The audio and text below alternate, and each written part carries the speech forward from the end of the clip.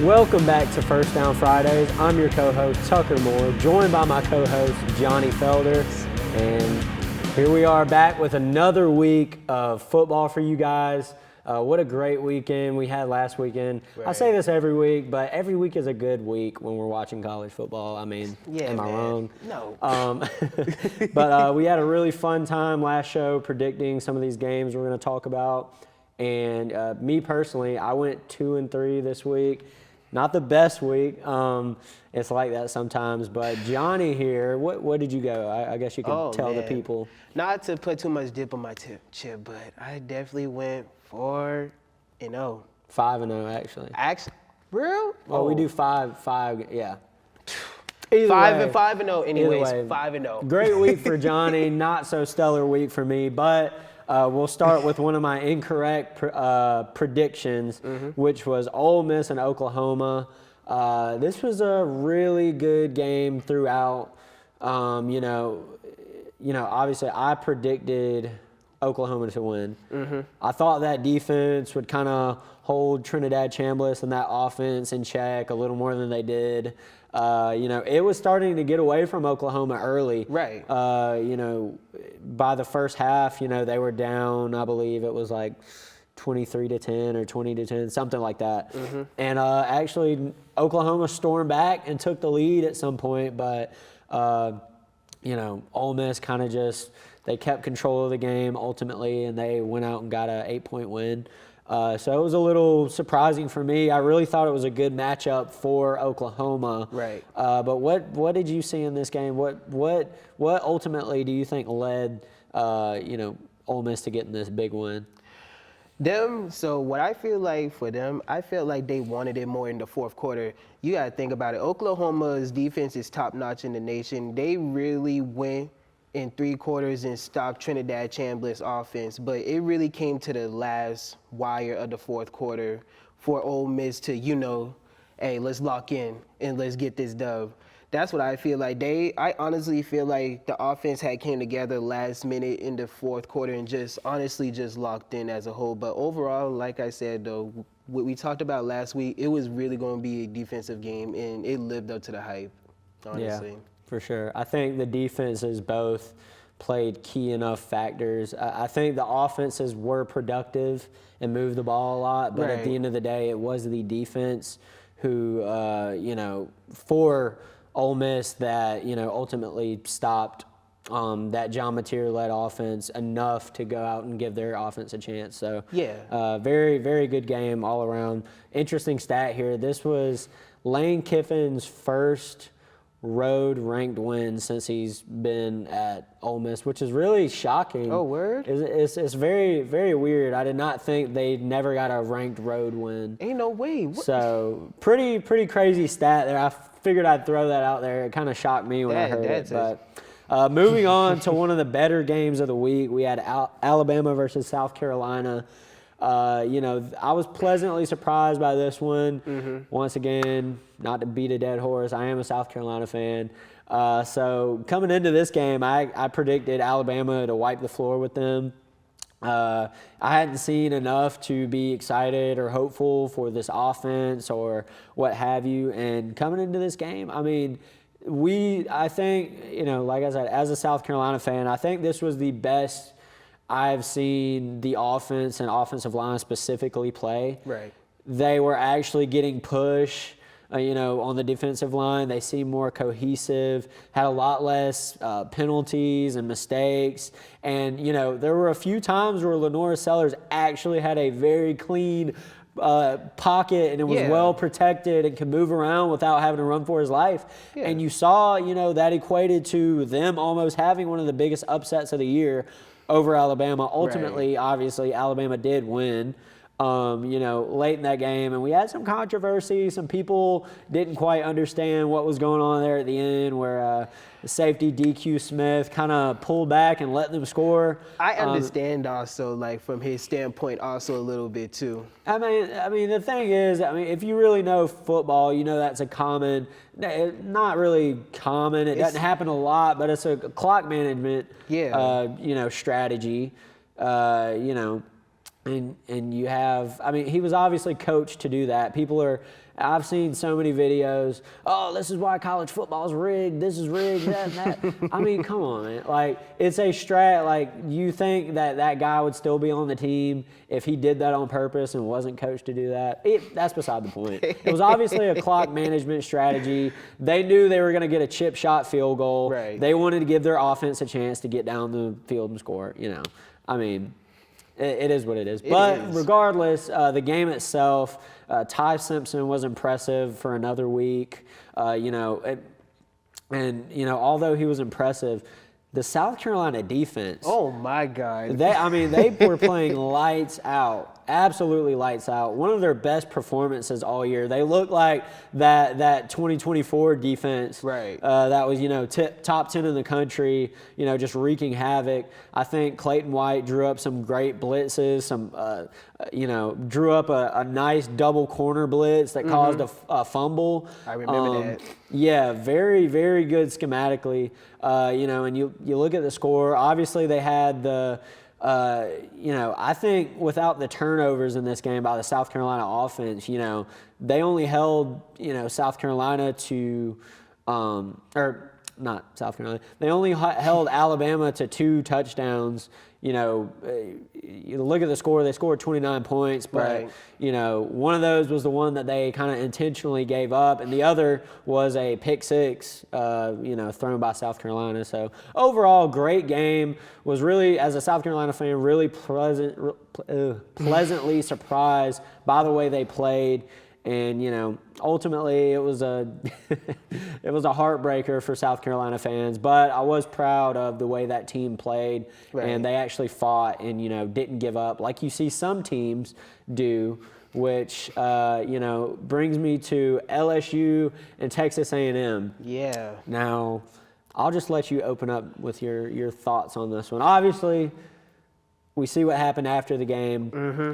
What do you think kind of in the game led to it just getting away from LSU like that? Okay, so first of all, what I feel like let the game get away from them was their intensity. And me personally, I feel like they wasn't in it to win it as a whole, to be honest. When you really look at this game as a whole, in the first quarter, you can already see like Texas A&M is already fired up, especially on their defense. I really had enjoyed that game, especially their defense. Their defense had played lights out. No diss to LSU. Garrett Nussmeier had a great game, but honestly, I really had like Texas A&M intensity, their offense, especially their defense.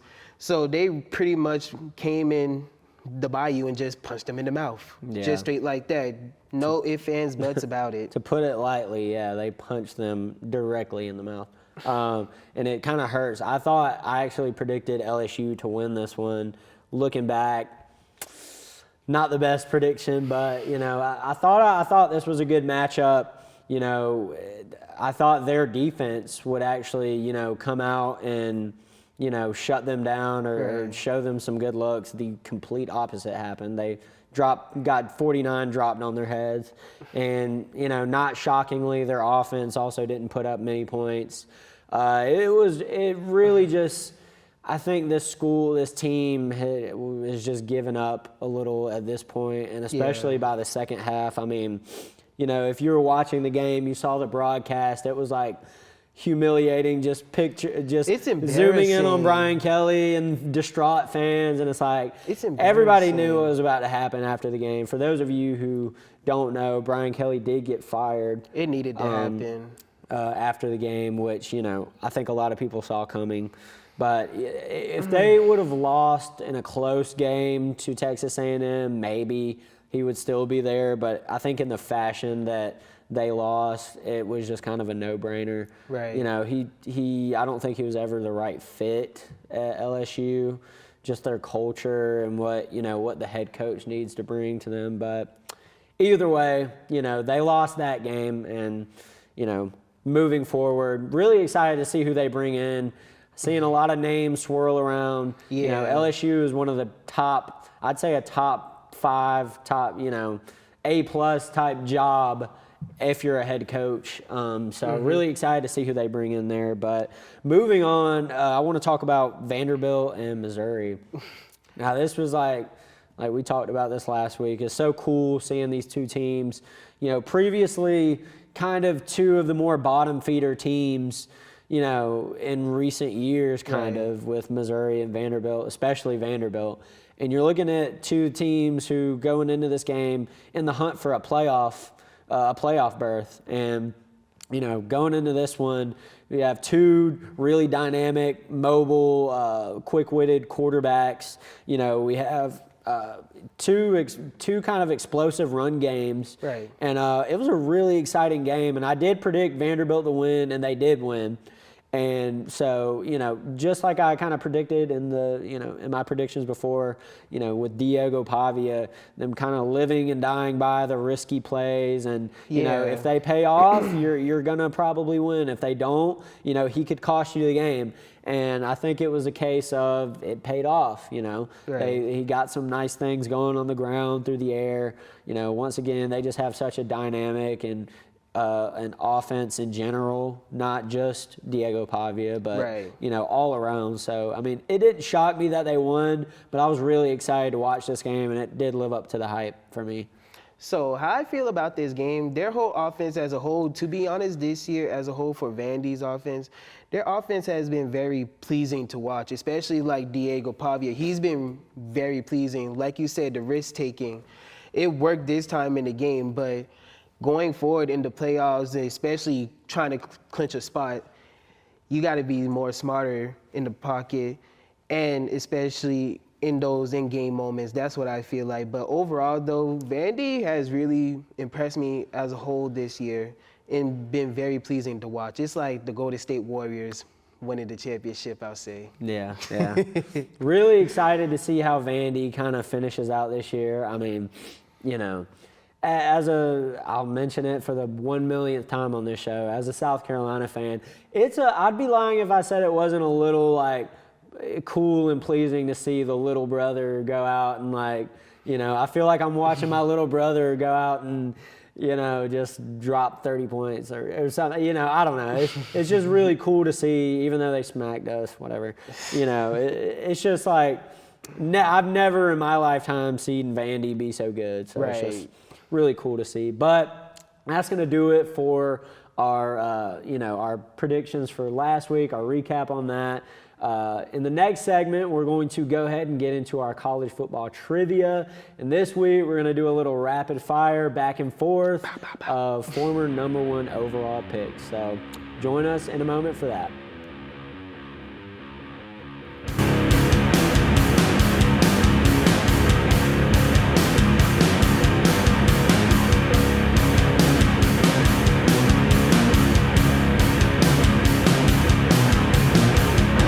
Welcome back to First Down Fridays. I'm your co-host, Tucker Moore, joined by Johnny Felder.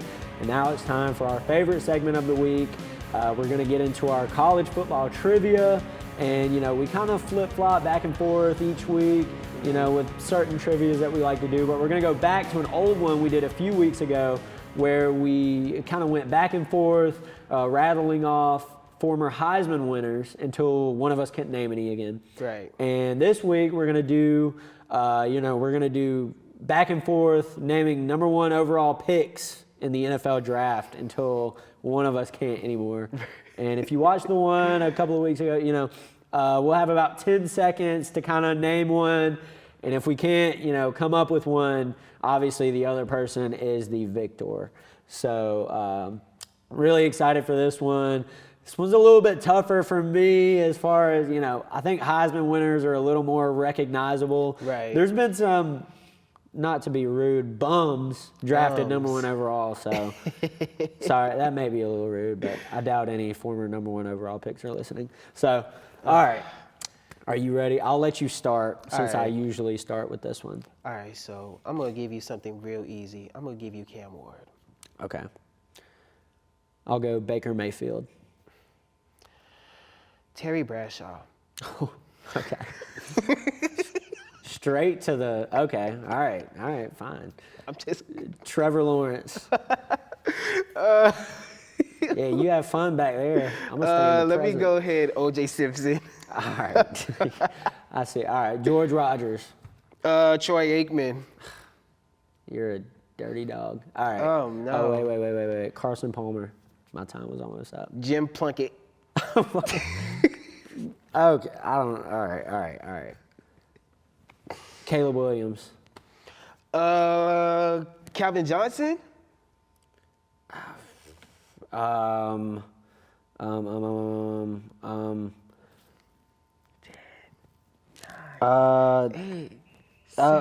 Jadeveon Clowney. Who else? Hold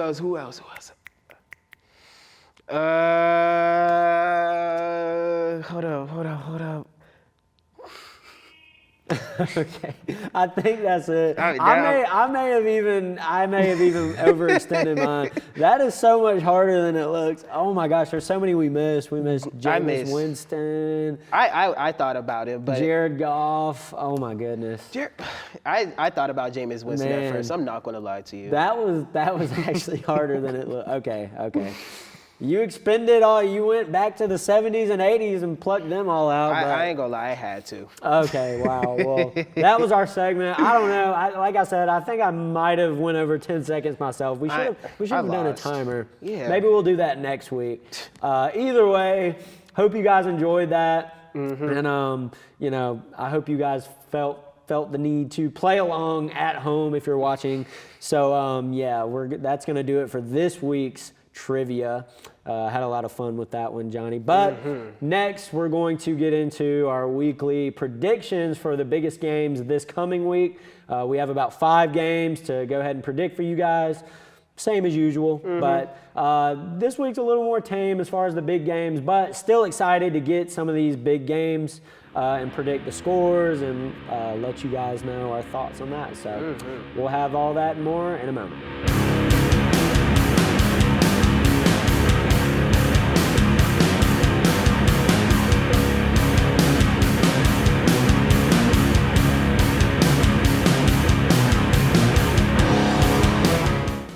Welcome back to First Down Fridays. I'm your co-host, Tucker Moore, joined by my co-host, Johnny Felder. Now we're going to get into our score predictions and previews for this week's upcoming games. And we have 5 games for you guys, some of the biggest games of the week. And I want to start with going over USC and Nebraska. Now, what are your early thoughts on this game? I'll save my thoughts for kind of build off of what are you thinking about this? So honestly, based on everything that we talked about, especially with Nebraska in the past, I feel like Nebraska can get it done against USC this week. I feel like they can get the upset. I feel like Dylan Raiola as a whole can get it done for his team and put his team on his back, honestly, against them. As for USC, I feel like, honestly, for them, I feel like it's going to be one of their tougher games this week because, like I said, they really haven't played up to their potential yet, honestly. And I feel like Nebraska is going to give them a run for their money. It's not too much to honestly say about this week. Like I said, I have Nebraska winning this game here, and I'll keep it close, 21-14 type of game, to be honest. That's fair. I think it'll be a good game. I don't see this one getting out of hand for either team. I do lean towards USC, though. I think their offense has looked a little more efficient, a little more explosive.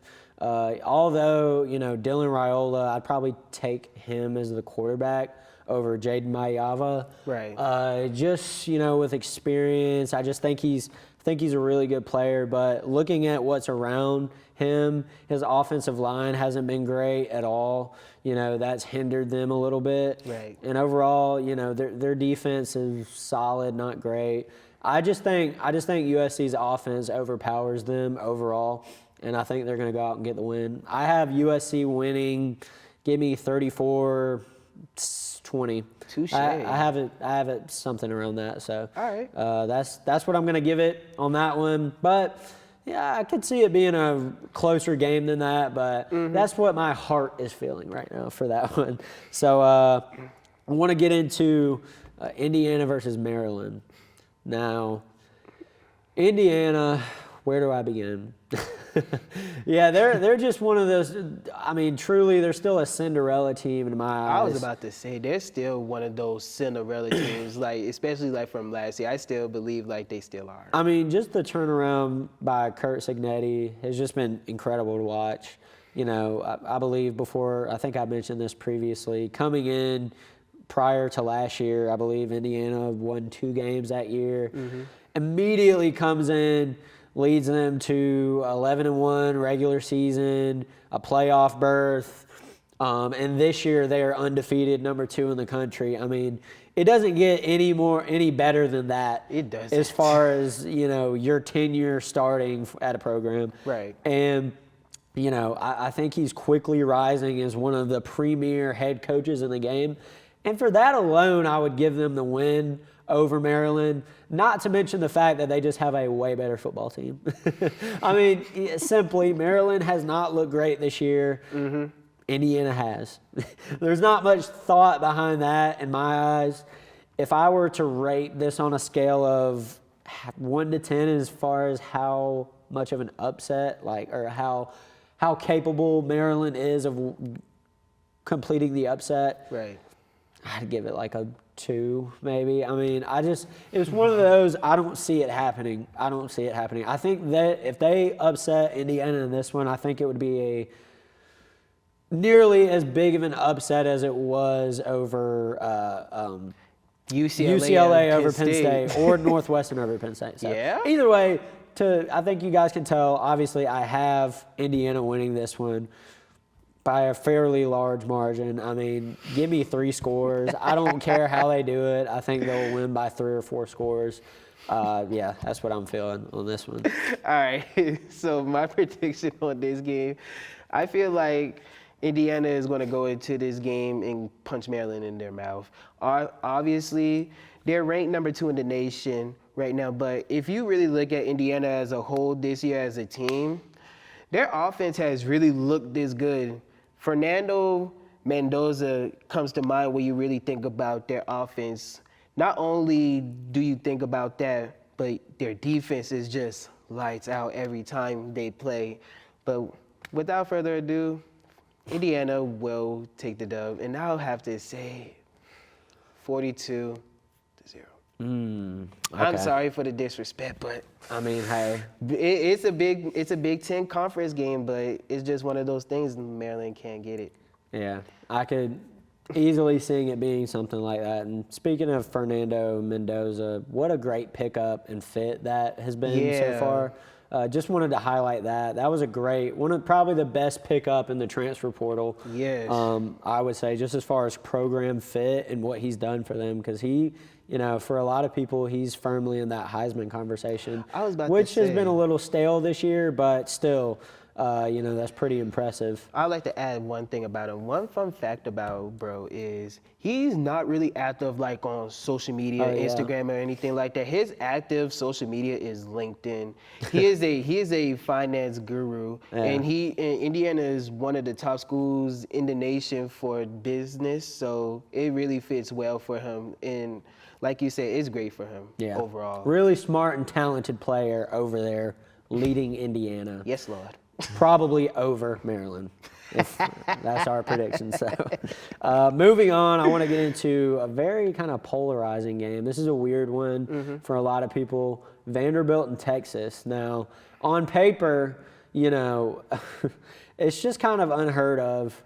You know, if you told Texas fans or Vanderbilt fans 2 years ago that Texas beating Vanderbilt this year would be considered an upset, they would probably call you crazy, probably say you're smoking crack or something. Okay, that might not be appropriate, but so Vanderbilt being ranked number 9 in the country, you know, Texas being number 20, you know, on paper, like I said, if Texas won, it would be an upset.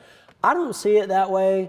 I still think, regardless of the way this season has gone, it's still Texas. I think they still, top to bottom, have a lot more talent. Now, you know, as we've seen this year, talent doesn't necessarily mean that you're going to go out and be undefeated. sometimes like Clark Lee is doing, he's doing a lot more with less, and Steve Sarkisian in Texas, they're doing a lot less with more. Right. So really interested to see how this one shapes up. Now, my key kind of factor in this game is how is Texas going to scheme around Diego Pavia in that offense? And how is Diego Pavia in the offense on the other side? How are they going to deal with this, this curtain, this curtain of destruction type defense? I mean, if you want to call it that. From Texas, they have a really talented defense. That's kind of the keys in this game for me. I think, if I had to guess, the struggles from Arch Manning probably continue. I don't know. He just hasn't looked very impressive. I mean, I'm not saying anything groundbreaking there. Overall, I don't want to, but I'm feeling like this is a game that Texas is supposed to win. Or not supposed to win, but I feel like they're just destined to kind of go and get this one. You're right. You're right the first time. I feel like you're right. They're supposed to win. Yeah, I mean, they're supposed to win. They're not. No, you've been right. I don't know. I'm really on the fence. This is a tough one, but I do want to pick Texas to win. Overall, I just think that the talent differential is just going to be just kind of overwhelm Vanderbilt, even though, I mean, I don't know. We've seen Vanderbilt compete with everybody. Right. They're 7-1. Like, what more do they need to prove? I'm just feeling it in my gut. I just feel like Texas is going to go out and get this win. I'd predict for a score. I think it'll definitely be a one-score game. I think like a 23-20 type of game, potentially overtime game. I could see that happening. Right. That's what I have, though. So, honestly, for this game right here, you've been right. It's literally, this game right here is like one of those weird games, I would say. Like, it's one of those games that you'll never expect to be played for the first time, like, ever or whatsoever. Like, my God, like, you never would expect Texas versus Vanderbilt, like, ever. When's the, think about it, when? But it's literally just for one of those games, though. I really feel like, how is Texas going to do against Vandy's offense? I really like their defense as a whole to really clog the whole run as a whole. And I really feel like, honestly, they're going to eventually in the game understand Diego Pavia and their whole offense, and I really feel like the defense is just gonna just straight like that. Just as far as for Vandy, I really feel like for their offense, I really feel like they never seen a defense like Texas. Like LSU, you can just toss LSU, but like Texas now, we're talking about a whole different ball game. I really feel like Vanderbilt is going to have to really effectively plan for their defense, for their offense, against Texas. But I really feel like Texas is going to win this game. And I'll say it's going to be 38-28 type of game. Mm-hmm. Yeah. It feels weird. It feels weird, like, kind of saying it as if it's a hot take to pick Texas, but it kind of is with the way this season has gone out. But I think we both got Texas in this one. Yeah. But either way, I'm probably most excited about this game this week. Very, very interesting matchup. Can't wait for it. But I want to move on to Georgia and Florida. Where do I start with this one? I'm curious to see how this Florida team continues to look. Obviously after the departure of Billy Napier. And Georgia kind of continues to roll a little bit. Mm-hmm. It's still a big rivalry game. I still think it'll be competitive. I do think that. Mm-hmm. I just have a hard time finding a way that Florida does win this game.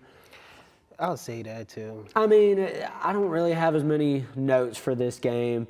I think, from what I've seen, This Florida offense hasn't been great. Defense has been serviceable, I guess.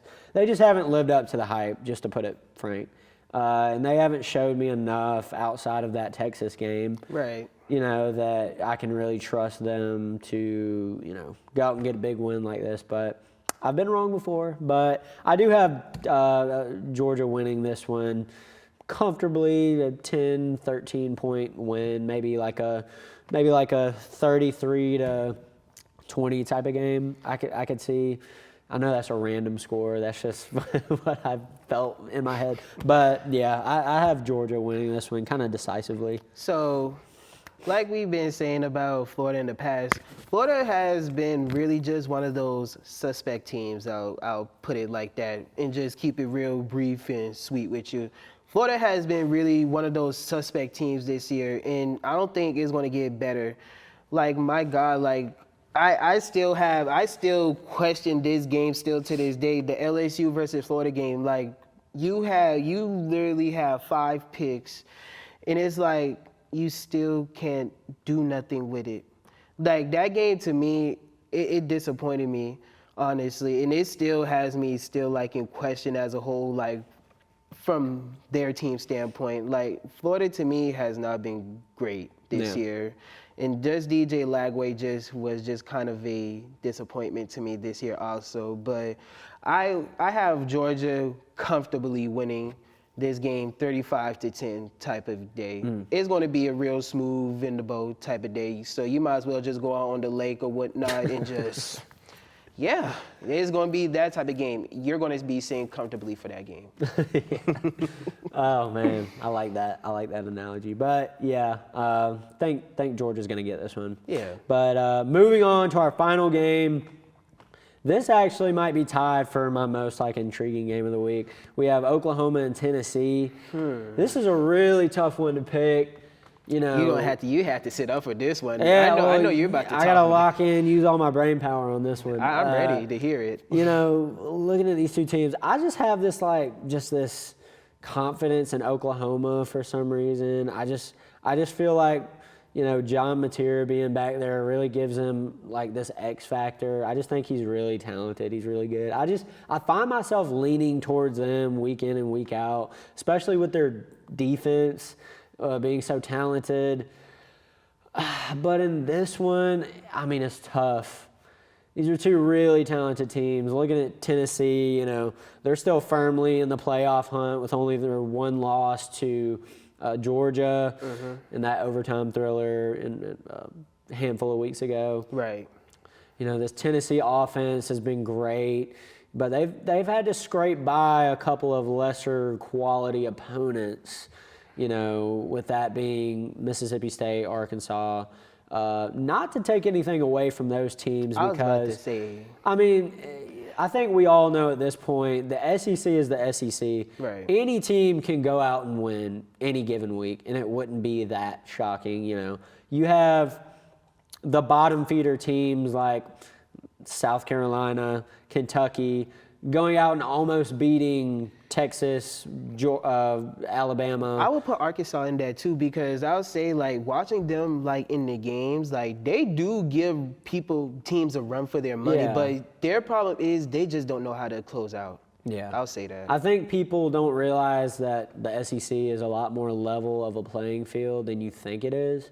You have your top guys, your top squads, that go out and have the good records, but any given Saturday, to make it about college football, you can see one of these, lesser teams go out. This is besides the point. We're talking about Oklahoma and Tennessee. Just throw that out the window.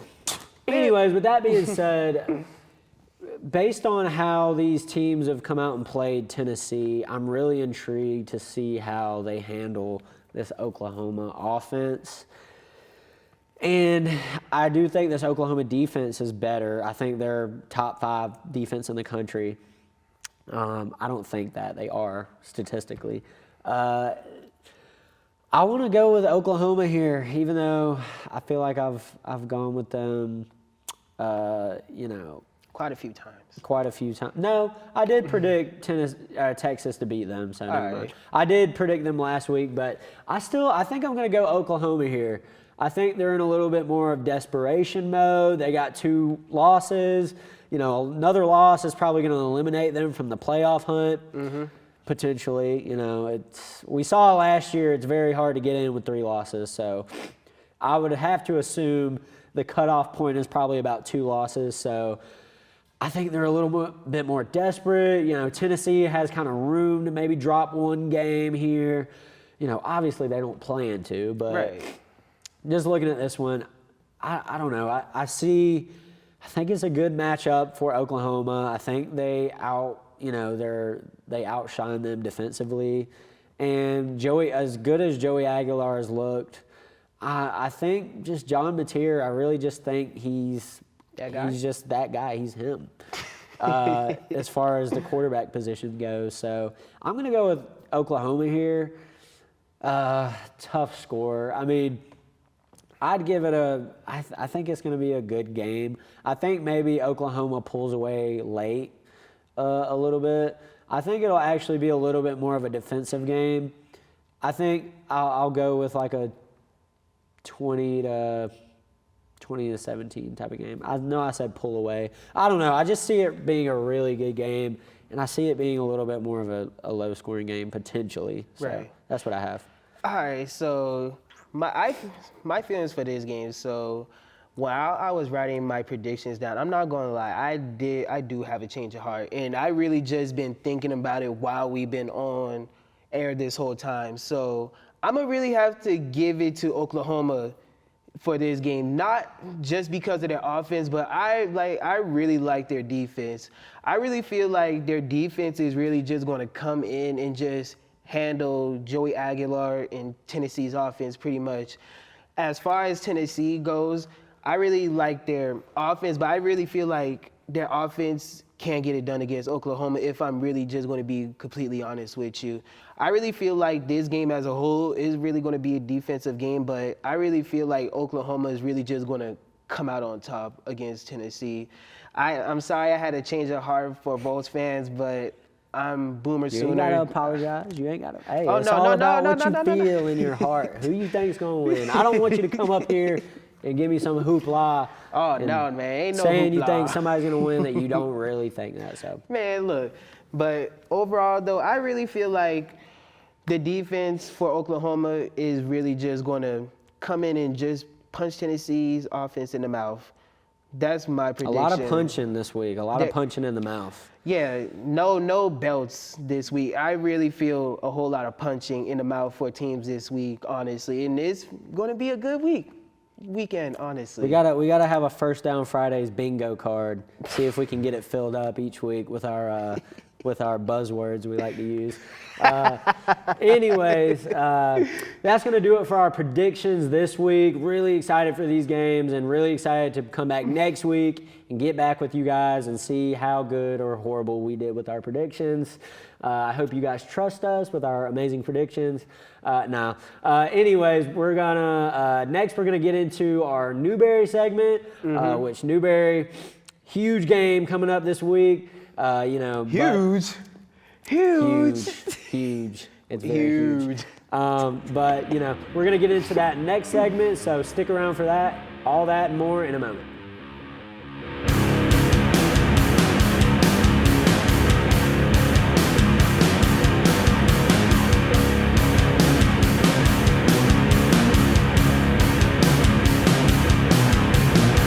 Welcome back to First Down Fridays. I'm your co-host, Tucker Moore, joined by my co-host, Johnny Felder. Once again, you guys know who we are. But we want to get into this week's Newberry Wolves game we have for you. Actually, let's do a little bit of a recap first. We saw Newberry take on Emory and Henry, who was in second place in the conference standings. I believe they were 6-2 or 5-2 rather. Newberry was in first place, and Newberry went out and got a big win versus Emory and Henry. Now they sit at 7-1, and they're still firmly in number one in the South Atlantic Conference. Coming up this week, They don't host. They go to Anderson University to take on the Trojans, actually going to play them for the first time ever in school history. Obviously, Anderson has a new football program. This is a really huge game, and kind of a point that I wanted to get into a little bit. You know how I just mentioned, I was talking about, how SEC is one of those things. Any given Saturday, any team in the SEC can go out and beat, one of these big top schools. The talent discrepancy isn't as large as people think. And I think the same goes for the SAC. You see some of the, there might be a 3-7 team that goes out and upsets the number 2 team in the conference or something like that. I don't think it's out of the realm of, possibility to see Anderson potentially go and get the upset. You see week in and week out, there aren't many blowouts ever. That's kind of what I'm getting into with the whole SAC talk. It's a lot of close games. You'll see the middle of the pack teams being a 1-score game with Newberry, the number 1 team in the conference. So we have to stay vigilant. We have to stay on our toes. Make sure you don't play down to a lesser opponent like Anderson, even though they just started their program. They actually have a lot of promising players and staff, and, they're actually not that bad. Kind of a middle-of-the-road team in the SAC, but, for them being a new program like they are, that's really impressive. So I don't think they should take them lightly with Newberry having this established success and all this stuff. Obviously number 1 team in the SAC. Number 20 in the country, by the way. I don't think we've mentioned that. But what are your keys in this game? What do you hope to see, obviously, besides Newberry getting a win? So I would like to, before I get into all that, I would really like to agree with you with the SAC being like the SEC in the way. Being a track athlete myself, it's really like that in the competition field with the SAC being so competitive, especially with these other teams in the conference and stuff. When you look at the conference for real, there's a whole lot of overlooked athletes within the SAC coming from either local schools or even out of state or even international. And it's really just one of those things that I was really glad to be a part of, just to be in that competitive environment, just to know like, hey, like I can compete with these guys. You feel me? But even D1, not even even D1. I think the transfer portal as well has played a huge factor in why you see all these teams competing with one another. Because you look at even Newberry. Some of our biggest and most key players transferred in from D1 schools. So it's really really cool to see kind of the spread of talent now. But my thing for this game right here, I really feel like Newberry really should not get overzealous. Like you said, Anderson is not that bad, and they are actually promising, honestly. And Newberry really shouldn't take these boys light, honestly. And you never know. It's like the SEC. An upset could happen at any week. It could be like one of those Penn State, UCLA type of moments, or like, what's another upset? We're not speaking that into existence. We're not. We're definitely not. Purely hypothetical. But it's literally just one of those things like you never know. But I really have my boys winning 20-14, 21-7. I'll say that, honestly, for this game here. Let me think of a prediction. I mean, I'm just really intrigued about this game. It's kind of, I feel like this is a trap game, a classic trap game for Newberry. Pretty much all of our biggest games, biggest opponents, you look at the usual SAC powerhouses, Lenore Ryan, Mars Hill, whether it be Emory and Henry, Wingate, all these big games we've already went out and won. And now you're looking at, 2 games left, 2 lesser opponents, quote unquote. Do we get complacent? Do we go out and lay a goose egg and lose a game? I hope not, but I'm going to predict that we win because I have faith in my boys. I think they're going to go out and put a good product on the field. I'll have them winning, I'll give it a 28-20 type of game. All right. Most of the games have been really close, 1-score games. I don't see it being any different here. So, but hopefully that rings true and they go out and win this game and proceed to be 8-1 and firmly in place to win the conference title. So really excited for that. But that's going to do it for this week's episode. Thank you guys for watching, and we can't wait to get back to you guys next week to give you all the recaps of this week's predictions and all that good stuff. But hope you guys enjoy this weekend's games, and thank you guys for watching First Down Fridays.